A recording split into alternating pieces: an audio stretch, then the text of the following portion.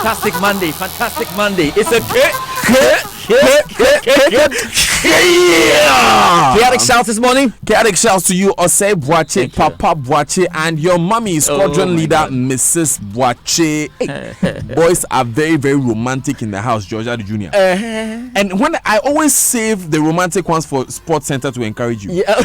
Happy birthday to my world, the woman who made and continues to make me a real man, the world's greatest mom to our sons, and the best wife any man can hope for. My only lady, Irabna. This is coming from our very own Evans Mensah. So, journalists, journalists can also be romantic, George. Oh, it's a message for you. Yes. And you know, Karen of our friend, she celebrated her birthday. Yes. Yesterday. And the husband has sent a massive romantic cake. Now, the Sports Center is brought to you by MTN 4G Plus. For the fastest connectivity and highest internet speed, choose MTN TurboNet. It's also brought to you by Standard Chartered Bank here for good. Guess what? You can enjoy 50 megabytes worth of free data to browse your favorite sites everywhere you go. Simply call your loved ones on MTN Free After One. You only pay for the first minutes of your call and you get 50 megabytes free data. Just dial *315# to sign up now. We did for you everywhere you go. Now, Standard Chartered is taking you and your partner to watch the European champions and EPL table toppers, still the table toppers, Liverpool, play live in Anfield. This is an all travel expense paid trip with the historic Anfield tour. All you need to do is download the SC Mobile account, open an account with the SC Mobile Banking app and use it from now till December 2019. If you have already opened an SC Mobile account, just continue to deposit and transact on SC Mobile to earn more points. The highest number of points within the promo period becomes the ultimate winner. Easy like that, easy like how Adam Lallana pulled that equalizer yesterday. And I know George has more details of that in sports. Let's get into the Sports Center. Coming up, Liverpool's lead at the summit of the EPL was cut to 6 after 1-1 draw at Old Trafford. Chelsea won a 5th game in a row. Manchester City bounced back to winning ways with a 2-0 win over Crystal Palace. Here's the ball from James Rashford there! He got to it on the edge of the 6-yard box, and Manchester United take the lead. It's gone a long way.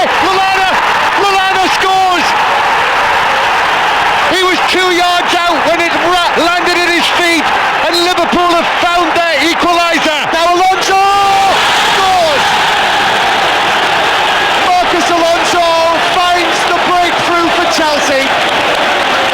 Even though Dubravka diving down to his left got a hand to that, he couldn't keep it out. It's with the goal scorer for Manchester City, and now Benjamin Mendy. He's going to leave it for Sterling. Beautiful improvisation. Fantastic finish from David Silva. A sublime goal from the champions. There's more to come later on the English Premier League, but Barcelona also took control of La Liga as Real Madrid failed to win at Real Mallorca. Also in tennis. Yeah, I mean, obviously, it means a lot. Last few years have been extremely difficult. Both me and Stan have had a lot of injury problems in the last couple of years. And yeah, amazing obviously to be back playing against him in a final. Andy Murray in tears after winning his first singles title since his career-saving hip surgery by beating Stan Wawrinka at the European Open. Reactions to come, but first. The Black Stars B for a 3rd consecutive time will not be at the Chan tournament after failing to qualify. Ghana drew goalless with Burkina Faso in the second leg to finish the tie 1-0 in aggregate to Burkina, the same team that prevented Ghana from playing in the last edition of the competition. Pressure is mounting on coach Maxwell Kunedu to leave the job after failing to qualify the team 3 times in a row.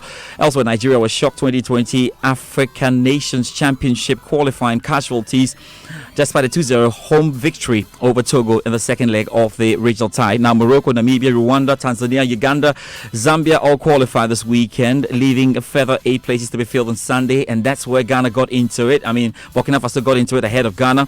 Lesotho, Zimbabwe played out the goalless draw as the latter won 3-1 in the first leg to progress on aggregate. DR Congo romped to victory after putting 4 past Central Africa Republic 6-1 on aggregate after a 2-2 draw in the first leg. Congo beat Equatorial Guinea by a 0 to win 3-2 on aggregate. Guinea beat or kicked Senegal out on penalties after a 1-1 aggregate scoreline. Ivory Coast failed to progress despite winning a 0 against Tunisia as they lost 2-0 in the first leg. And Tunisia were 3-1 winners on aggregate over Libya. Mali beat Mauritania by 2-0 after the goalless draw in the first leg.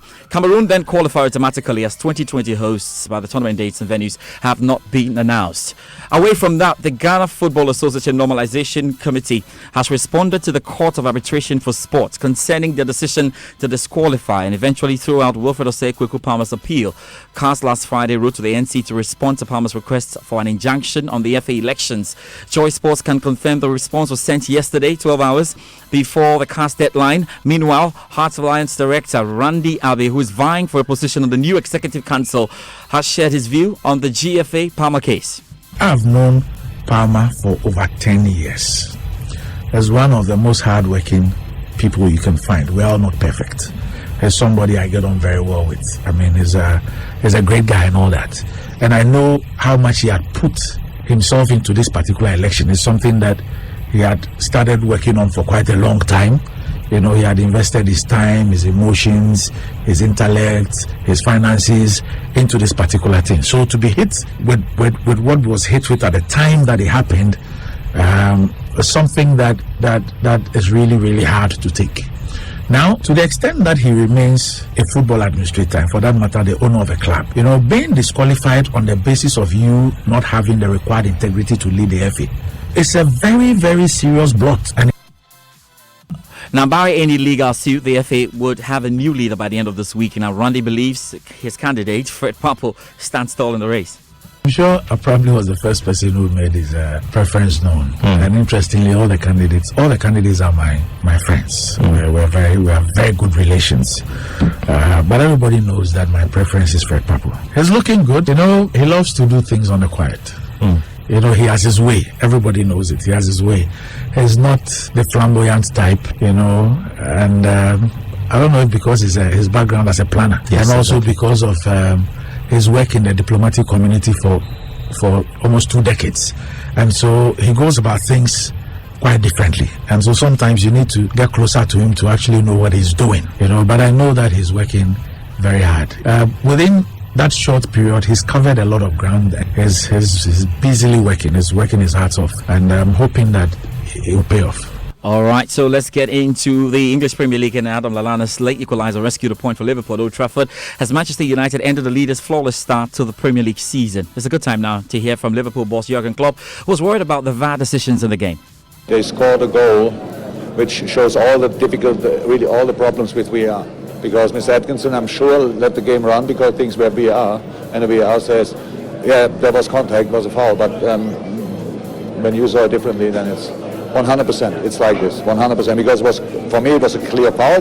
We take that, we cannot change that anymore. It's just a situation, it's just a general problem. Pretty much everything went against us today. Jurgen Klopp. Now, this means that Liverpool's advantage at the top of the table has been cut to 6 points. But Manchester United boss Ole Gunnar Solskjaer, slightly disappointed with the result. I'm disappointed on behalf of the players because I thought the effort they put in, and the fans, of course, because they deserved more than the 1 point, I felt. And when it's towards the end of the game, it feels worse as well. Yeah, they put us under pressure towards the end, but I didn't feel that they created too many chances, and we soaked the pressure up really well. One lack of concentration, and it's a goal, and that's the level we're at. Elsewhere, the Premier League champions Manchester City narrowed the gap on Premier League leaders Liverpool with a comfortable 2-0 victory over Crystal Palace. We know Marcus Alonso's second half strike broke Newcastle's resistance as Chelsea moved into the top 4. That could have some issues depending on what happens between Arsenal and Sheffield later tonight. We know Tottenham Hotspur as well drew 1-1 with Watford. Now in Europe, Juventus, Barcelona, Paris Saint-Germain were among winners, but Real Madrid lost to Real Mallorca, and lost the lead in La Liga. Joy Sports' Moses Yabois has a wrap of key results. Real Madrid's unbeaten start to the La Liga season came to an abrupt and surprising end as Real Mallorca claimed a stunning 1-0 victory to climb out of the relegation zone. The defeat cost them the chance of reclaiming the top spot from Barcelona, who won earlier in the day 3-0. Atletico Madrid are now 5th after 1-0 draw with Valencia. Romelu Lukaku and Lautaro Martinez scored 2 goals each as Inter Milan survived and laid fight back to beat Sassuolo 4-3. The result leaves Inter in second place on 21 points, 1 behind champions Juventus, who beat Bologna 2-1 and 4 clear of Atalanta in third. Borussia Dortmund edged past Bundesliga leaders Mönchengladbach 1-0 thanks to captain Marco Reus's second-half winner to cut the gap to the top to 1 point. The win moved the Royal Valley club up to 4th on 15 points, level with 3rd place Bayern Munich, who drew 2-0 at Augsburg. And Angel Di Maria once again proved his worth with a double that earned Paris Saint-Germain 4-1 win at Nice and a 5-point lead in the Ligue 1 standings. And we can end with tennis this morning on the Sports Centre. Andy Murray broke down in tears after winning his first singles title since the career-saving hip surgery by beating Stan Wawrinka at the Europe Open. Now the Briton launched a stunning comeback from a set and a breakdown to win 3-6, 6-4, 6-4 in Antwerp. The BBC's tennis commentator Russell Fuller has more. To win the final from a set 3-1 and 2 further break points down was remarkable. But to win the title 9 months after an operation which was likely to end his career at the top level is a simply astonishing feat.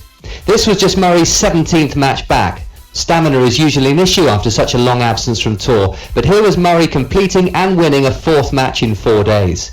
He will now return home where his wife is soon to give birth to their 3rd child before finishing the season in the British team at next month's Davis Cup finals. All right, Russell Fuller, that's about it for the Joy Sports Centre. But before I step out, Daniel, let me tell you that we, Joy Sports, Joy FM, have a fantastic partnership with Soccerex 2019.